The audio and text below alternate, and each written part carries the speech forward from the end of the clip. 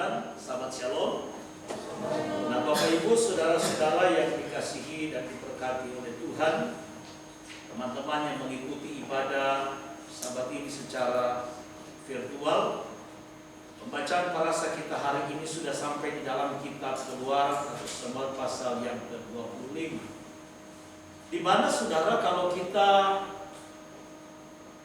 mengikuti pembacaan tadi, khususnya Keluaran pasal yang ke-24, kita bisa lihat, dengarkan di sana bagaimana Mose disuruh dan diperintahkan oleh Tuhan sendiri untuk naik ke atas Gunung Sinai. Dan di sanalah kata firman Tuhan, Tuhan akan memberikan kepada dia firman yang ditulis oleh Tuhan sendiri. Firman yang ditulis oleh jari Tuhan sendiri, yang tidak lain adalah 10 hukum Tuhan, atau yang sering disebut dengan Asara Debarot, yang ditulis di dalam 2 loh Barat. Nah, Bapak Ibu saudara-saudara yang dikasihi Tuhan, seluruh Torah dalam 5 kitab Mose, dari kitab Kejadian sampai kitab Ulangan, dari kitab Bereshit sampai kitab Devarim, itu berbasiskan kepada 10 hukum, berbasiskan kepada 10 hukum Tuhan. Sama seperti butir-butir dalam Pancasila. Ada berapa butir dalam Pancasila? Saya sudah lupa. 36 butir. Ya. Nah, butir-butir di dalam Pancasila itu, saudaraku, tidak boleh bertentangan dengan sila-sila yang ada di dalam Pancasila. Mulai dari sila pertama sampai sila kelima. Begitu juga saudara-saudaraku yang dikasihi Tuhan, setiap perintah yang ada di dalam 5 kitab Mose, atau 613 mitzvot, 613 perintah, itu tidak boleh bertentangan dengan yang namanya 10 hukum Tuhan atau Asara Debarot. Sama halnya dengan Undang-Undang Dasar 45. Semua perundang-undangan yang ada, apakah itu peraturan menteri atau yang kita kenal dengan Permen, apakah itu peraturan daerah atau yang kita kenal dengan Perda, maka peraturan perundang-undangan itu tidak boleh seharusnya bertentangan dengan Undang-Undang Dasar 1945. Walaupun faktanya memang sangat miris. Kalau kita bisa melihat, kalau kita bisa mendengar, ada perda-perda yang sesungguhnya kalau kita mau kaji bisa bertentangan dengan Undang-Undang Dasar 45. Cuman karena mungkin faktor mayoritas. Karena mayoritas maka dibuatlah satu perda. Tetapi sangat disayangkan atau miris, justru peraturan daerah yang dibuat itu bertentangan dengan Undang-Undang Dasar 45. Nah, saudara-saudaraku yang dikasihi Tuhan, sama mungkin halnya miris dengan satu kenyataan yang kita bisa lihat ya, di TV. Ada penegak-penegak hukum yang akhirnya tersandung ya, tersandung dengan kasus hukum. Bisa bayangkan penegak hukum tetapi tersandung justru dengan kasus hukum. Misalnya ada hakim yang akhirnya ditangkap, ada pengacara yang akhirnya diadili kemudian kemudian divonis bersalah. Kenapa hal ini bisa terjadi? Karena justru nilai-nilai kebenaran dan keadilan itu tidak dikedepankan. Tetapi mereka di dalam melaksanakan tugas, dalam mengemban tugas dan tanggung jawabnya, yang dikedepankan justru adalah kepentingan diri sendiri. Sehingga ada istilah berani membela, bukan membela yang benar, tetapi berani membela yang bayar justru. Ini miris, saudara. Dan ini adalah fakta. Sehingga kita bisa melihat di TV ada penegak-penegak hukum, khususnya para pengacara. Mereka hanya berusaha untuk mencari kelemahan. Ya. Kelemahan daripada lawannya. Kesalahan daripada lawannya. Apalagi kalau mereka menemukan ada pasal-pasal di dalam undang-undang yang mungkin masih bisa dibilang pasal karet. Karena juga yang membuat undang-undang itu adalah manusia. Sepintar-pintarnya manusia yang membuat undang-undang pasti terbatas. Beda dengan Tuhan kita. Beda dengan Bapa Yahweh. Dia adalah Tuhan yang maha sempurna. Sehingga ketika dia membuat undang-undang, tidak mungkin saudaraku ada yang salah. Tidak mungkin ada yang keliru. Sehingga ada banyak orang beranggapan bahwa undang-undang yang dibuat oleh Tuhan, khususnya di dalam perjanjian lama yang diberikan kepada orang Israel, itu sudah tidak zaman lagi. Sekali lagi saudaraku, itu sudah tidak zaman lagi. Sehingga sangat miris. Banyak pendeta-pendeta yang beranggapan bahwa perjanjian lama itu sudah tutup buku. Banyak pendeta-pendeta yang beranggapan bahwa perjanjian lama itu sudah tidak berlaku lagi karena sudah ketinggalan zaman. Tetapi mirisnya saudara, ketika mereka punya kepentingan-kepentingan tertentu untuk meneguhkan apa yang mereka sampaikan, untuk meneguhkan apa yang mereka khotbahkan, mereka bisa mengutip ayat-ayat dari perjanjian lama. Apalagi misalnya soal masalah korban, soal masalah persembahan persepuluhan, dan yang lain-lain. Itulah sebabnya Bapak Ibu saudara-saudara yang dikasihi Tuhan, Torah itu harus kita lihat dari perspektif yang tepat. Harus kita lihat dari perspektif yang benar, supaya kita tidak salah kaprah, supaya kita tidak salah mengartikan.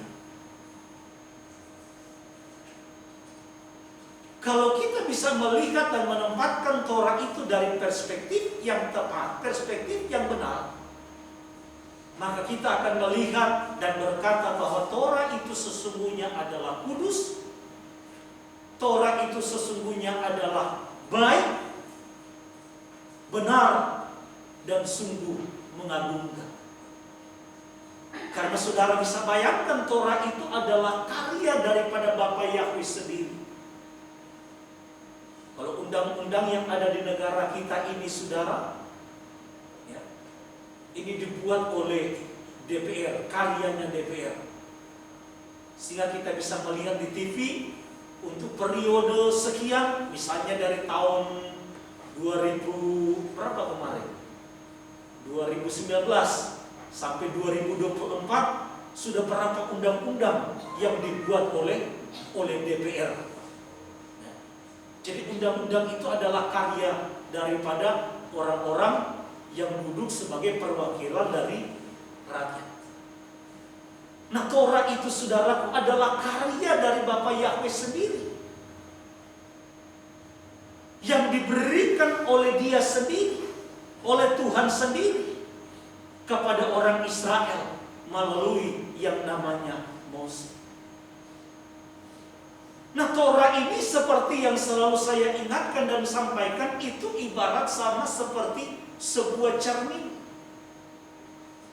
Cermin di mana di sana kalau kita misalnya waktu melihat cermin, memandang muka kita, maka kita akan tahu segala kekurangan yang kita miliki.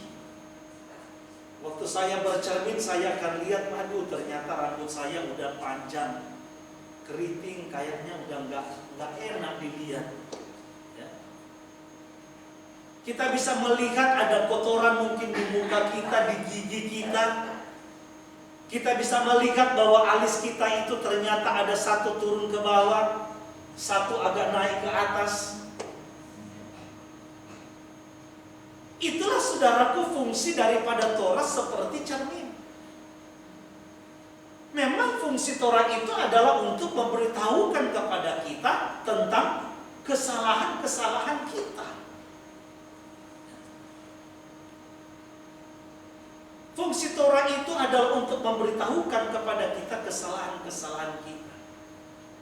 Dan bukan hanya sekedar memberitahukan tentang kesalahan kita, tentang pelanggaran kita, tetapi Torah itu juga saudaraku akan memberitahukan kepada kita cara memperbaiki kesalahan kita, jalan keluar untuk memperbaiki kesalahan kita.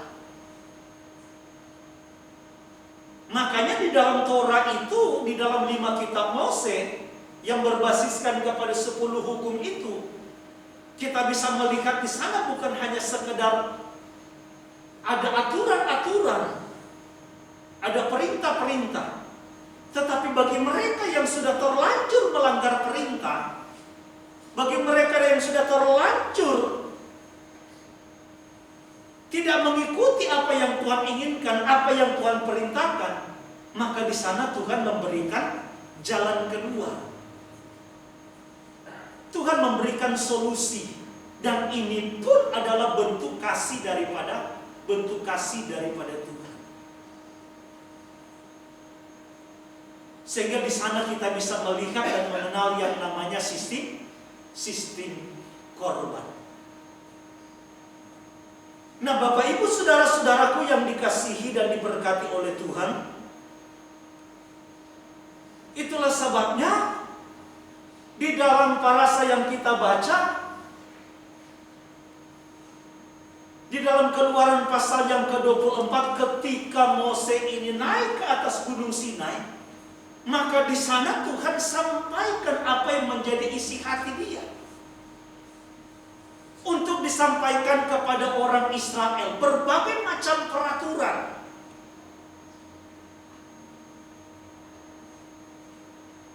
Dan saudara-saudaraku yang dikasihi Tuhan, berbagai macam peraturan yang diberikan oleh Tuhan kepada Mose ini, ada yang ditulis, oleh Mose, yang akhirnya kita kenal dengan yang namanya 5 kitab Mose ini. Nah, 5 kitab Mose ini ditulis oleh Mose sendiri.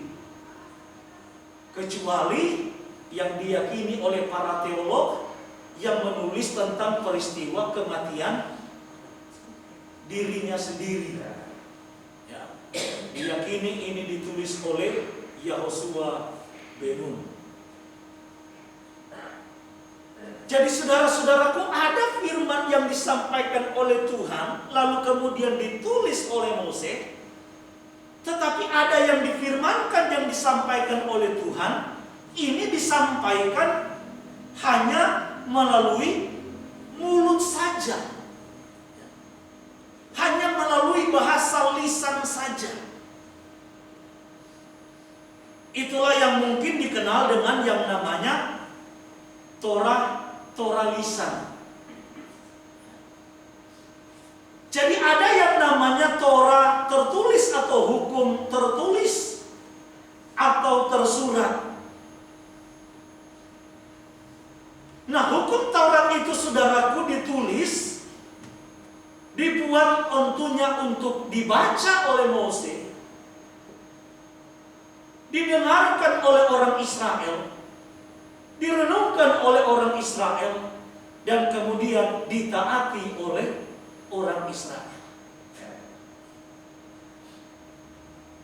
Itulah sebabnya saudara-saudaraku, renungkan firman Tuhan ini baik-baik.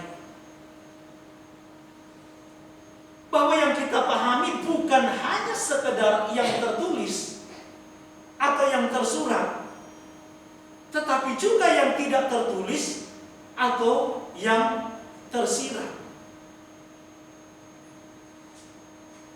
Jadi bukan hanya apa yang tertulis, yang tersurat, tetapi juga apa yang tidak tertulis, tetapi tersirat di dalamnya.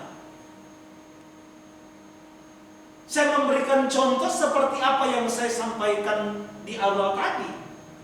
Banyak orang Kristen beranggapan bahwa Torah itu atau perjanjian lama itu sudah ketinggalan zaman, alias sudah tidak relevan lagi. Sekali lagi saudaraku, sudah ketinggalan zaman alias sudah tidak relevan lagi. Padahal kalau kita hanya melihat mungkin secara tertulis, kita akan berkata bahwa memang Taurat itu sepertinya sudah tidak relevan. Karena konteksnya berbeda. Tetapi kalau kita melihat apa yang tersirat di dalamnya, yang mungkin tidak tersurat, maka kita tetap akan melihat dan memandang bahwa sesungguhnya hukum Taurat itu tetap berlaku. Sesungguhnya tetap berlaku. Saya pernah memberikan contoh tentang firman yang sering kali salah dipahami oleh banyak orang Kristen tentang gigi ganti gigi dan mata ganti mata. Memang tersuratnya begitu, ada konteksnya sudah. Kita bisa membaca itu. Yang tertulis di dalam 5 kitab Mose. Itu ada kasusnya, ada ceritanya, ada peristiwanya. Sehingga orang berkata sekarang udah gak zaman lagi. Kita lupa saudaraku, di balik yang tertulis itu ada namanya, di balik yang tersurat itu ada namanya tersirat. Apa sih sebenarnya yang tersirat di dalam makna gigi ganti gigi, mata ganti mata? Yang tersirat di dalamnya Tuhan sedang mau menyatakan kepada bangsa Israel tentang salah satu sifat daripada Tuhan itu sendiri, bahwa Dia bukan cuma Tuhan yang Maha Pengasih, Dia bukan hanya sekedar Tuhan yang Maha Penyayang, tetapi juga Dia Tuhan yang Maha Adil.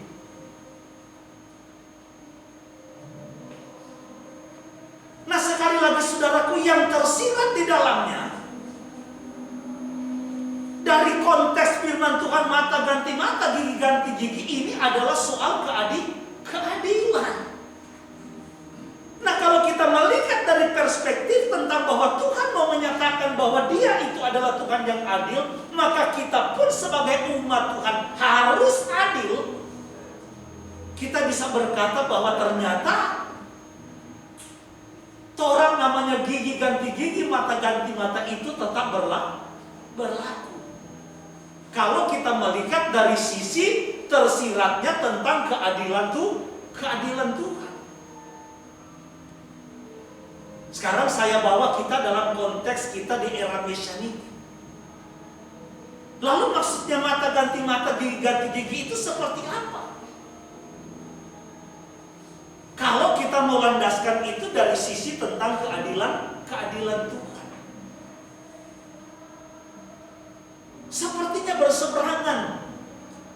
Berseberangannya apa? Sebab kata Yeshua, ajaran Yeshua, atau yang ada di perjanjian baru, kalau ada yang menampar pipi kiri, kasih pipi kanan sudah.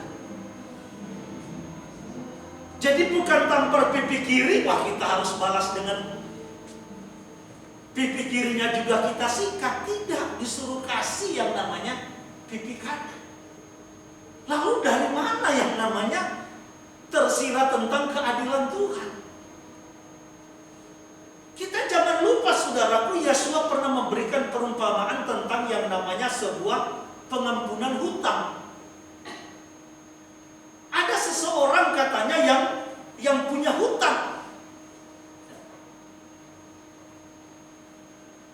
Ada seseorang yang punya hutang.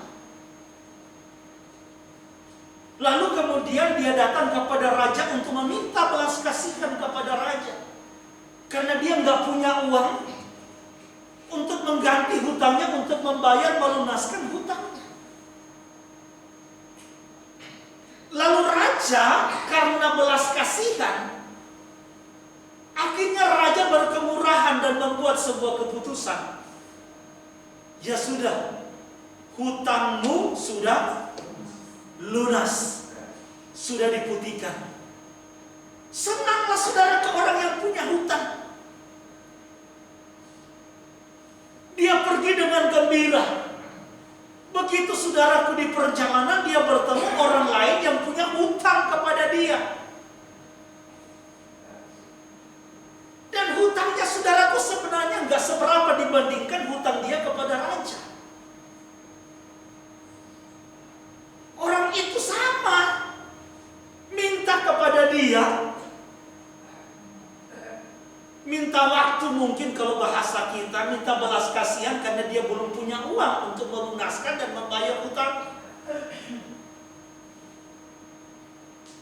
Malah si orang yang berhutang tadi, yang sudah diputihkan hutangnya ini berlaku kasar.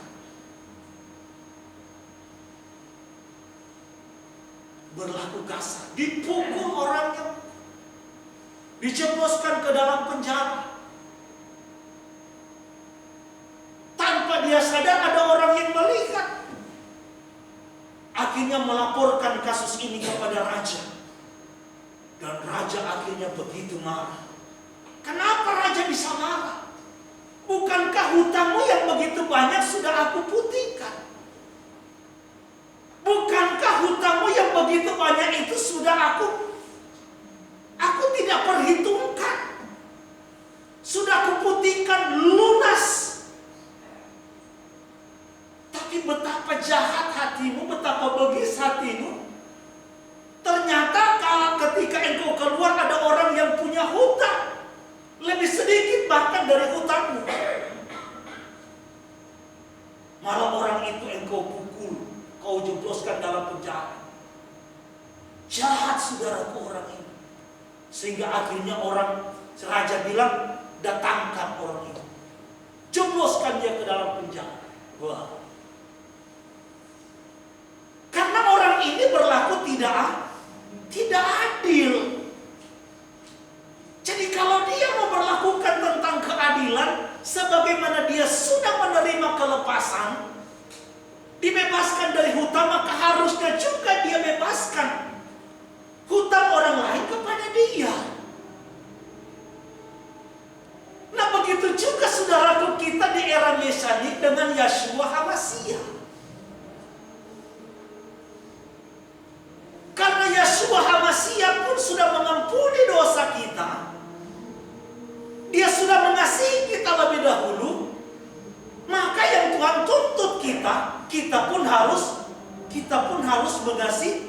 Kita pun harus mengasihi. Kita pun harus mengampuni orang yang bersalah kepada kita. Sebagaimana Yeshua saudaraku tidak berdosa. Dia dihukum, disamakan seperti penjahat, dia dipukul, tapi dia tidak membalas. Maka begitu juga yang diajarkan kepada kita. Kalau ada yang menyakiti hatimu, biarkan dia yang menjadi hakim. Biarkan dia yang membalas, bukan kita yang membalas. Maka sehingga ajaran Yeshua, kalau ada yang menampar pipi kiri, berikan pipi kanan. Karena Yeshua sudah berkorban bagi kita. Dia korbankan bahkan dirinya, tubuhnya, nyawanya dia korbankan untuk kita. maka Tuhan pun menuntut saudara dan saya untuk mengorbankan, untuk berani berkorban untuk Tuhan. Kita mungkin belum mampu mengorbankan nyawa sama seperti Yeshua. Kita mungkin belum sanggup mengorbankan nyawa demi kebenaran seperti para nabi, para rasul-rasul Tuhan. Tetapi inilah yang Tuhan tuntut dalam kehidupan kita. Inilah konsep yang saya katakan tadi yang tersirat, sekalipun tidak tersurat di dalam hukum Taurat, tetapi sangat tersirat tentang konsep sebuah keadilan. Jadi kalau kita memandang dan melihat dari tersirat tentang konsep keadilan Tuhan menyatakan dan tegakkan, maka kita akan melihat dan memandang itu akan tetap berlaku. Tapi dari sisi konsep keadilan. Jadi kalau Yeshua itu sudah mengasihi kita, Dia menerima kita apa adanya kita tanpa memandang dan melihat dosa dan kesalahan kita. Begitu juga Tuhan inginkan agar supaya kita berlaku kepada sesama. Sebagaimana Dia tidak memandang salah dan dosa kita, Dia mengampuni kita. Maka kita juga, saudaraku, harus bisa mengampuni sesama kita. Orang yang menyakiti hati kita. Apakah itu suamimu, istrimu, orang tuamu, anak-anakmu, rekan kerja, rekan dalam pelayanan. Kita harus bisa mengampuni. Karena memang inilah ajaran daripada Yeshua HaMashiach. Dan inilah, saudaraku, konsep keadilan yang Tuhan nyatakan kepada kita. Jadi saudara-saudaraku yang dikasihi Tuhan, baik yang namanya tersurat maupun tersirat ini saling melengkapi satu dengan yang lain. Tidak bisa dipisahkan. Itulah sebabnya, saudaraku, kenapa kita butuh yang namanya, kalau dalam amidah kita butuh yang namanya pengetahuan surgawi, hikmat dan pengertian. Itu dalam permohonan yang pertama yang kita sampaikan kepada Tuhan. Karena tidak semua apa yang ada di dalam kitab suci itu tersurat, yang bisa kita lihat maknai secara harafiah, secara letterlock. Tidak semua. Ajaran Yeshua saja banyak perumpamaan.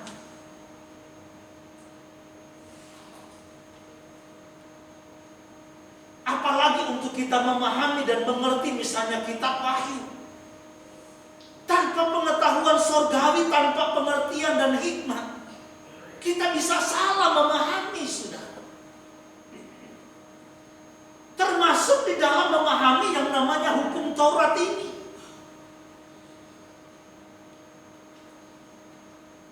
Sehingga saudara-saudaraku yang dikasihi Tuhan, kita akan memandang dan melihat, kita akan berkata, sekalipun langit dan bumi lenyap, tetapi firman Tuhan itu tetap akan tinggal kekal untuk selama-lamanya.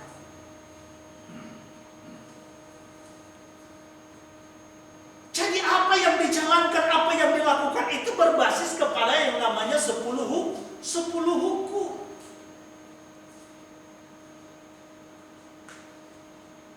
Nah, kalau kita agak sedikit bergeser, sudah, ya, agak sedikit bergeser. Kalau perayaan sudah pasti dia mengacu kepada hukum keempat. Ingat dan kuduskan hari Syabat. Ya.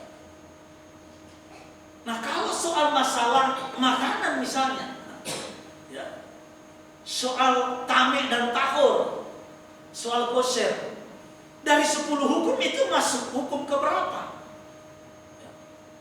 Kan kalau butir-butir Pancasila, ya, yang membawahi sila pertama ada butir-butir, gitu ya. Sila kedua ada butir-butir. Nah, kalau tameh dan tahor soal makanan ini masuk hukum berapa? Ada orang, aduh, kayaknya hormati dan apa? Hukum kelima, ya. Tidak mungkin. Hukum keenam, jangan membunuh, jangan mencuri. Kita diingatkan bagaimana seorang Rasul Saul pernah menegur satu jemaat, di mana Saul katakan apa dalam suratnya? Perutmu Tuhanmu. Jadi Tuhanmu itu adalah perutmu, katanya. Tuhanmu adalah perutmu. Hukum pertama bilang jangan ada ilah lain di hadapanku. Berarti soal makanan ini bisa juga menjadi sosok ilah lain yang bisa menjadi sandungan bagi umat Tuhan. Sehingga banyak orang gara-gara makanan dia nggak mau masuk ke Mesianik. Soalnya nanti udah nggak makan yang enak-enak, saudara. Ya.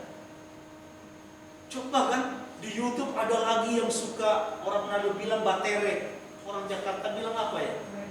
Meledek. Ya, sampai meledek. Waduh enak ini, wah mantap katanya. Coba sudah. Saul menegaskan, Tuhanmu ialah perutmu. Jangan ada ilah lain. Jangan sampai gara-gara soal masalah makanan akhirnya kita gagal menikmati apa yang dijanjikan oleh Tuhan. Begitu juga saudaraku dengan misbot, dengan perintah-perintah yang lain. Pasti kalau dia enggak berbasiskan kepada hukum pertama, ya hukum kedua, hukum ketiga, dan seterusnya. Inilah yang kemudian disimpulkan lagi oleh Yeshua ketika ahli-ahli Taurat bertanya, mengajukan pertanyaan kepada dia, hukum manakah yang terutama dari seluruh hukum Taurat? Yaitu kasih kepada Yahweh Elohim, hukum vertikal, hukum pertama sampai hukum keempat, dan kasih kepada sesama horizontal, yaitu hukum kelima sampai hukum ke-10. Jadi nggak ada yang bertentangan, saudara. Itulah sebabnya mari kita menjadi umat-umat Tuhan yang mencintai hukum dan ketetapan Tuhan. Mari belajar kita kepada peristiwa bagaimana Noah di zamannya begitu menderita, memang begitu tersiksa. Ketika dia tetap berpijak berdiri di atas kebenaran, dia dicemooh oleh orang, dia diketawain oleh orang. Ketika dia mewartakan, memberitakan tentang kebenaran, gak ada satu orang pun yang mau mendengarkan. Tetapi di tengah-tengah angkatan yang begitu jahat, seorang Noah tetap berdiri teguh di atas kebenaran. Dia tetap memiliki pendirian yang kokoh. Dia tidak tergoyahkan oleh keadaan apapun. Sampai saatnya tiba, Tuhan menyelamatkan dia. Begitu juga saudaraku Lot di Sodom dan Amora.